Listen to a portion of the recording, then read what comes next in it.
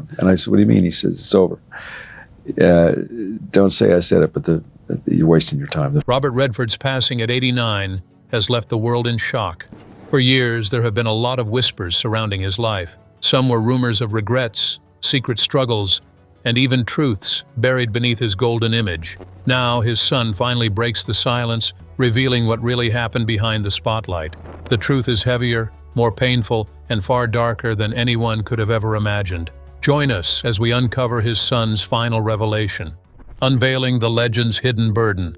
James Redford finally spoke with a heavy heart about his father, Robert Redford, who passed away at the age of 89.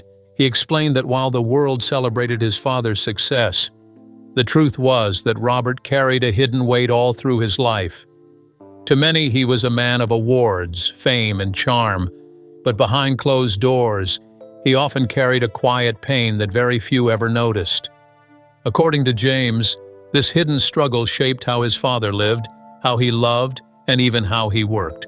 How the system really works and what kind of battles you're going to have to fight just to preserve the integrity of your idea.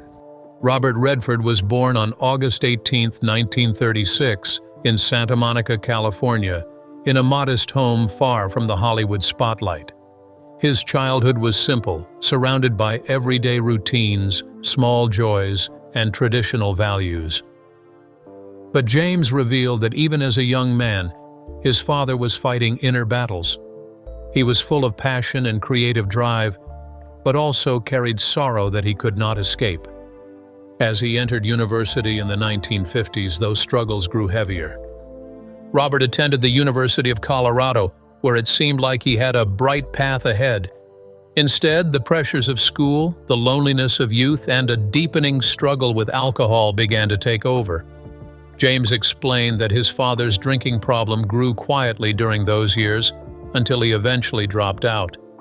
That moment could have ended everything for him, but it became the start of a new path. James shared that his father chose to leave America in the late 1950s, not to chase fame, but to search for himself.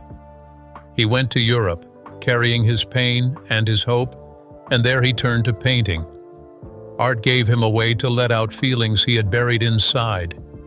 He painted not to gain applause, but to understand who he was. Even though painting never became his career, James believes those years were life-changing. The sensitivity and depth that later showed in his acting and directing were born from that period of self-discovery with a paintbrush in hand. James also revealed that the early years of failure, secret drinking, and the longing for something more than acting never fully left his father. They lingered in the background of every role he played and every relationship he built. To the public, Robert Redford was a charming man who seemed larger than life. At home, however, there were moments of silence, guilt, and restlessness that he couldn't always explain. James believes his father carried shame that made him keep parts of himself hidden, even while giving so much to the world. Through his son's words, Robert Redford's life becomes less of a legend and more of a human story. He was a man who reached incredible heights but also wrestled with mistakes and regrets. He carried both love and pain with him, sometimes in balance, sometimes in conflict. James has now shown that his father's journey was far more complicated than anyone knew, painting a portrait of Robert Redford that feels both heartbreaking and beautiful. James Redford's painful truth. James Redford opened up about the final chapter of his father's life with a voice filled with sadness, but also honesty. He explained that the world admired Robert Redford for his talent, his charm, and his strength. But very few people ever knew the deep pain he carried inside, especially when it came to family. As he grew older, those memories came back to him more vividly, leaving him tender, thoughtful, and often weighed down by the love and loss he had experienced. James recalled that his father's story was not only one of fame and recognition, but also one marked by heartbreaks that no success could ever erase. Well, I've taken my lumps, but I don't know. I couldn't understand it. It was like Welcome to London. Back in 1958, when Robert married Lola Van Wagenen, it was a union filled with hope and youthful excitement. But soon after, tragedy struck them with a cruelty that left lasting scars. Their first child, Scott, passed away as an infant due to illness. James revealed that his father often described this as one of the darkest times of his life, a wound that remained with him forever. Even decades later, Robert would speak of Scott with a quiet sadness, as if the baby he lost never truly left his heart.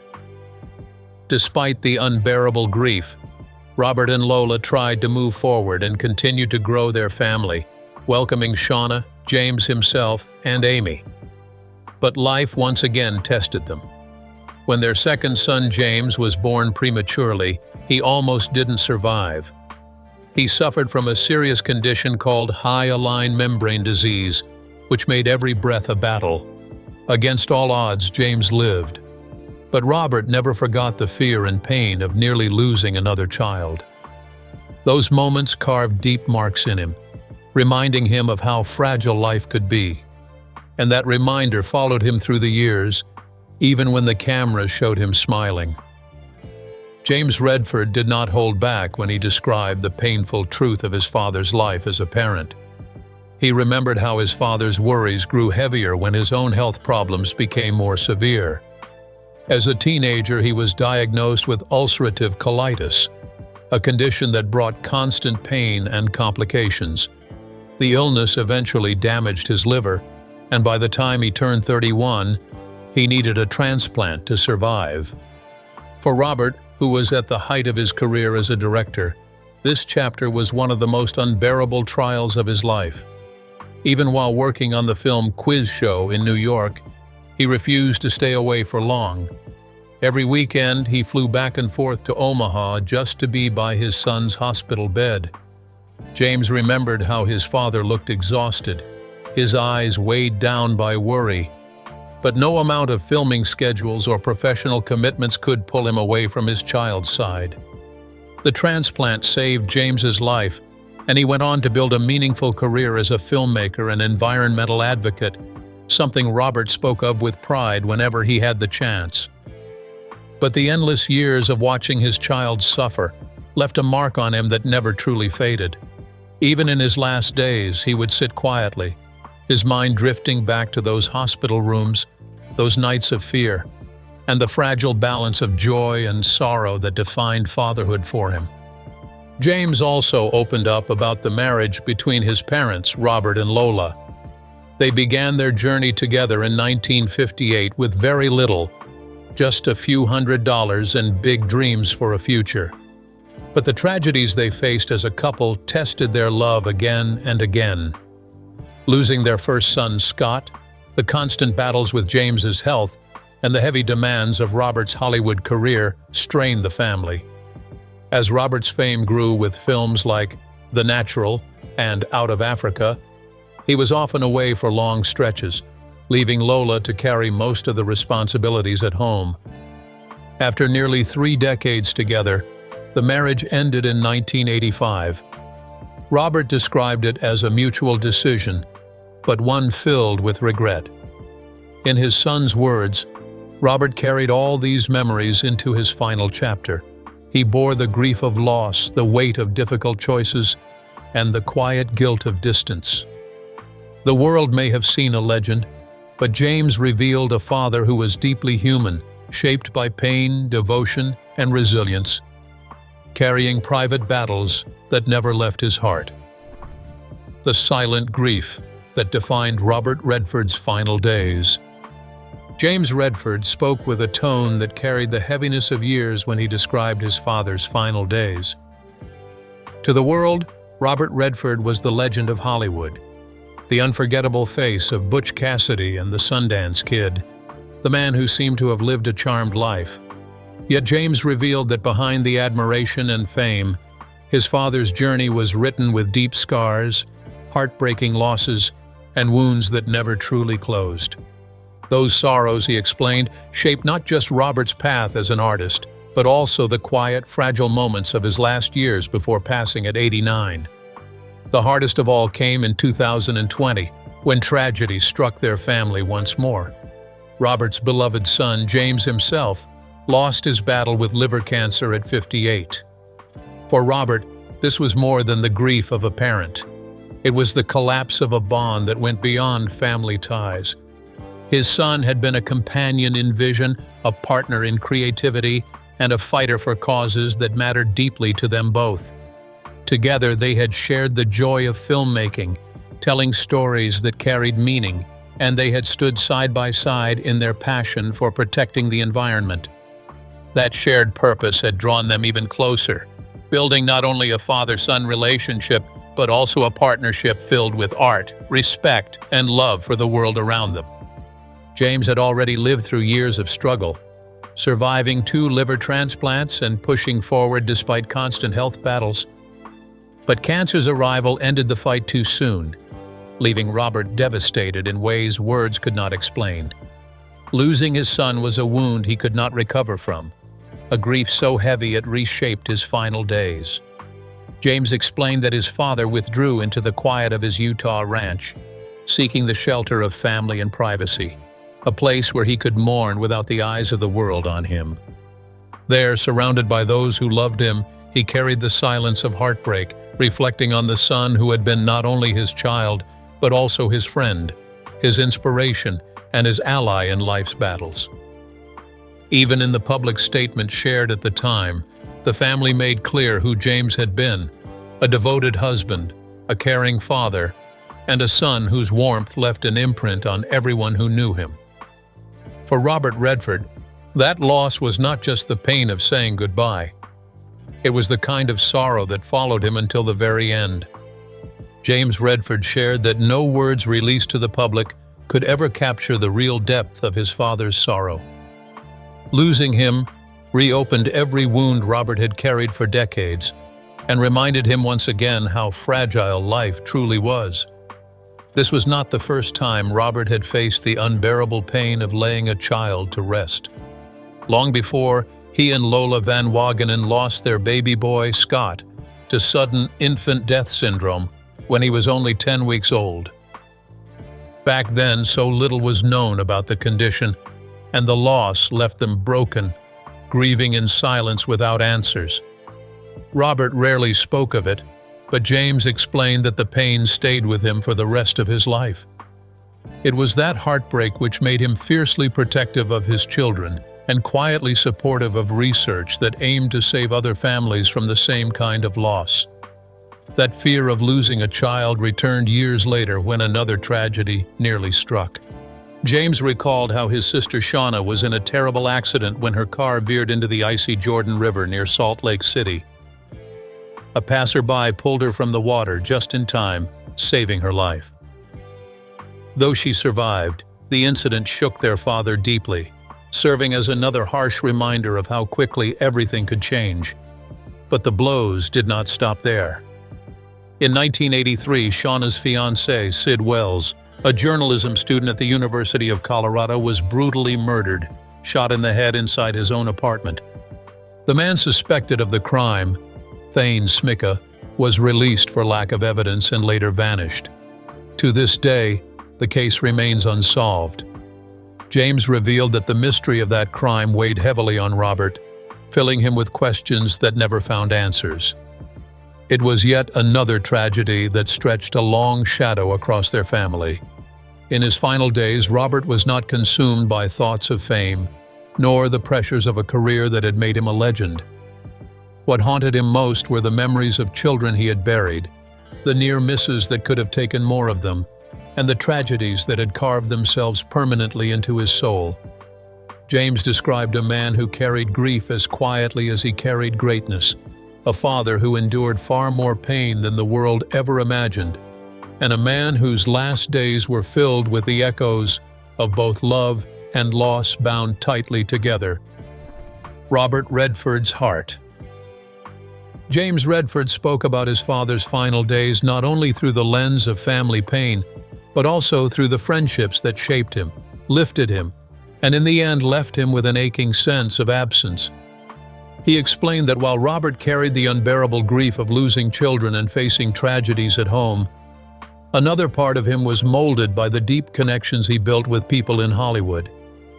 These friendships brought joy, laughter, and strength, but when those bonds were broken, they left behind fresh wounds that Robert never fully healed from. James remembered that his father's journey to fame did not begin on the silver screen, but on stage.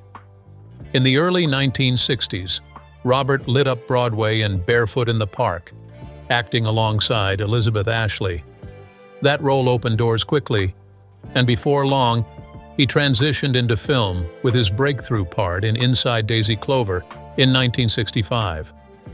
It was during this period that he formed one of the most meaningful friendships of his life with Natalie Wood.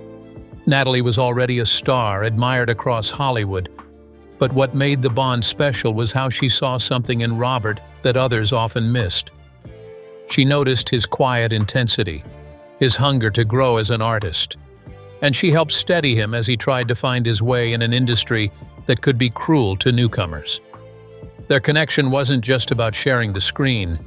It became a lasting friendship that Robert treasured deeply, one that gave him confidence and comfort in those uncertain years.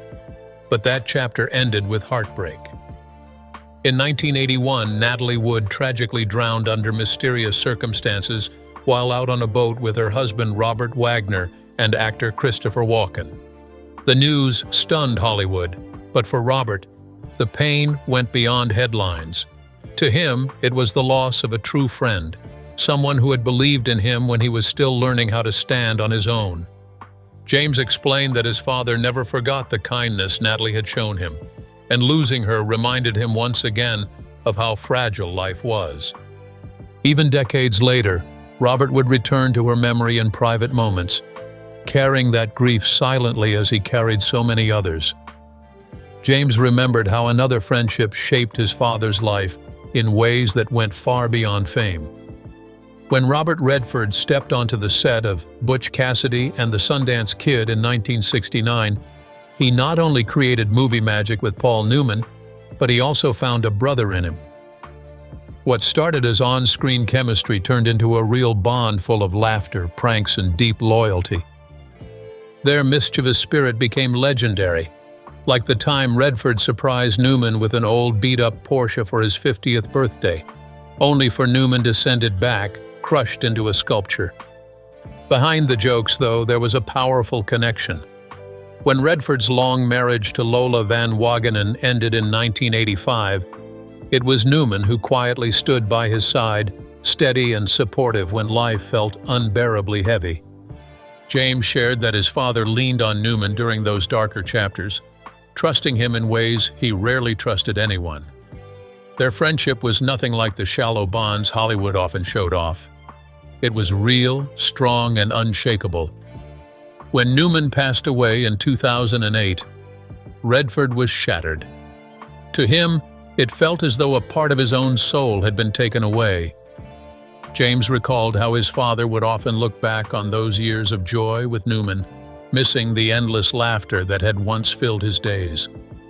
As his final years approached, James explained that these losses weighed heavily on his father. The absence of Natalie Wood, the silence Newman left behind, mixed with his own personal tragedies, left him reflective and sometimes even haunted. To the world, Robert Redford seemed untouchable, the picture of resilience and grace, but within him was a man who knew all too well the heavy price of love and the painful certainty of loss. And as time caught up with him, the change could no longer be ignored. The man once praised for his energy, youth, and striking charm was slowly fading into someone older, quieter, and far more fragile. For decades, he had lived actively, filling his days with skiing, hiking, and working under the wide Utah sky at his ranch. But the years of pushing himself eventually caught up. James spoke with raw honesty, saying that even though his father fought to stay strong, age had finally left its undeniable mark. James shared that as the years wore on, his father's body no longer carried him the way it once did. The small aches that used to fade quickly began to linger, becoming constant reminders of time's grip. The endless bursts of energy that had fueled his work and adventures slowed into long stretches of stillness, where rest became a daily necessity. Family noticed how much quieter he had grown, how often he would stop to think before speaking, as though weighing the memories of a long life behind each word. Hollywood schedules and the chaos of fame no longer held his attention.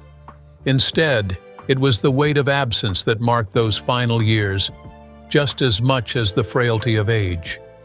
James remembered how the loss of close friends, especially Paul Newman, had left wounds that never fully healed. His father rarely spoke about sorrow, choosing to carry it inward, but those closest to him could feel the loneliness that followed him everywhere. Even as he pushed forward with the causes he loved most, his fight for the environment and his passion for independent film, there was a new quietness about him.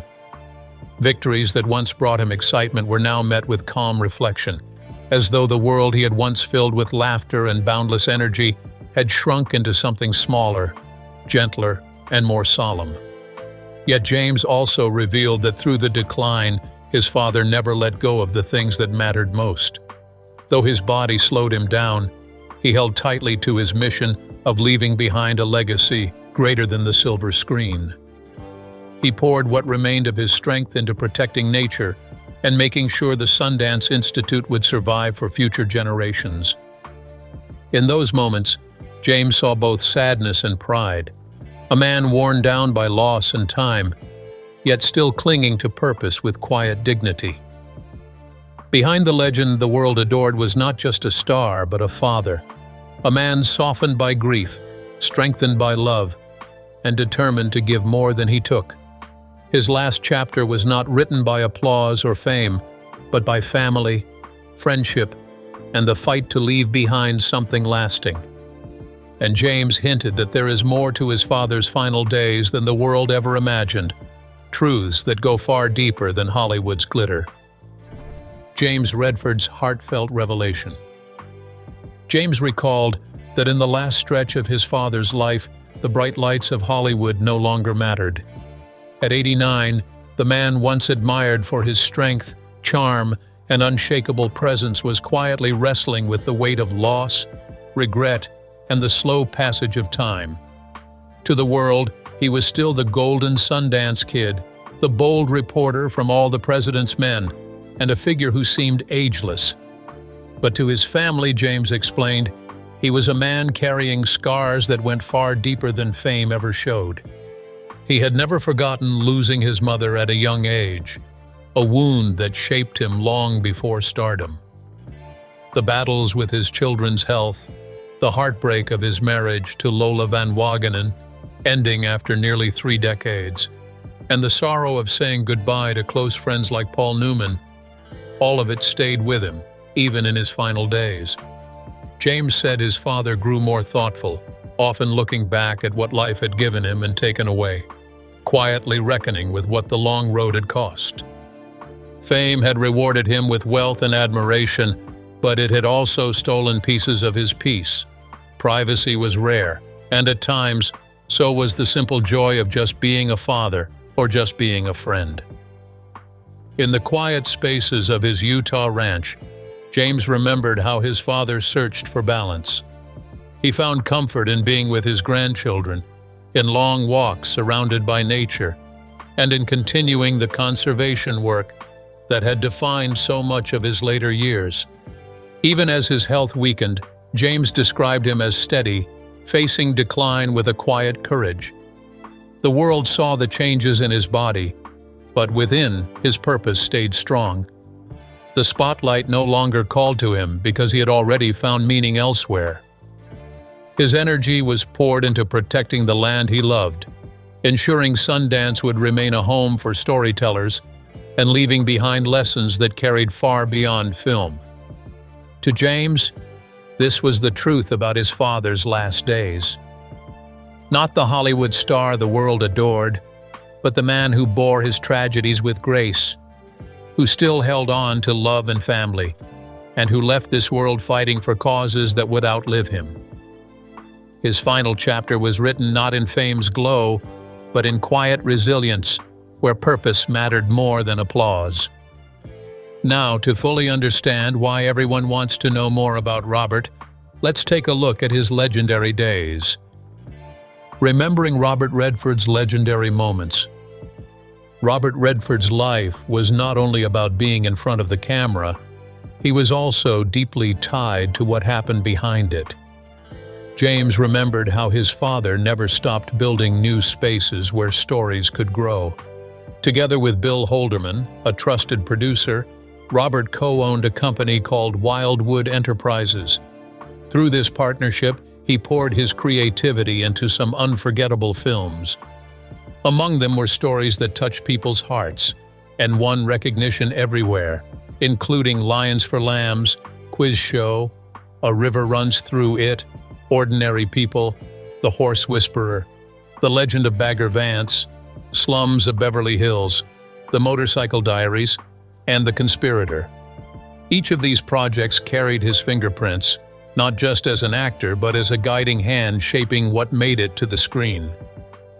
But that wasn't the only path he took. Robert also stepped into another venture, this time with Laura McElkishen, as they created Sundance Productions. Through it, he found ways to bring powerful and often emotional stories to television and festivals around the world.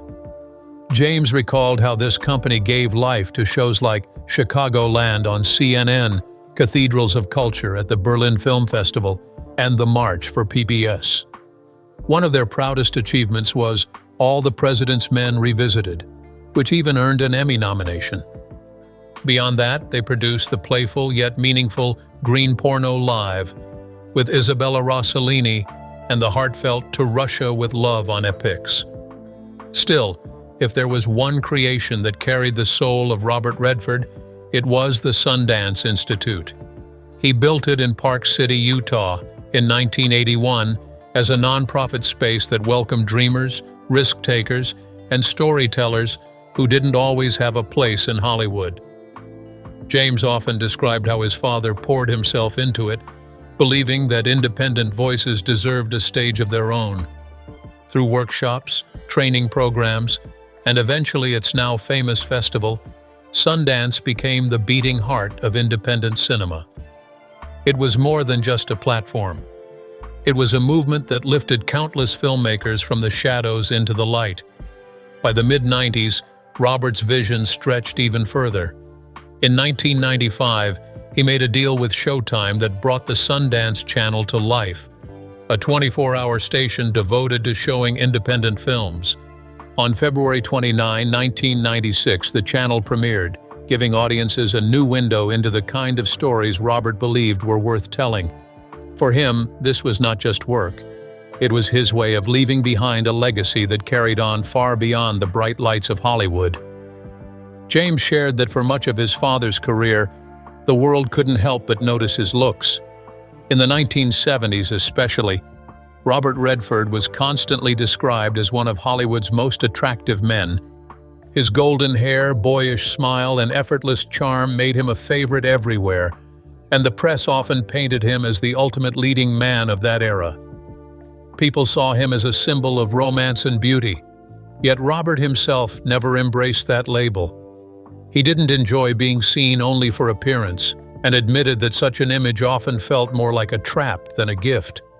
To him, glamour was shallow, and he never wanted it to define who he was or what his work stood for.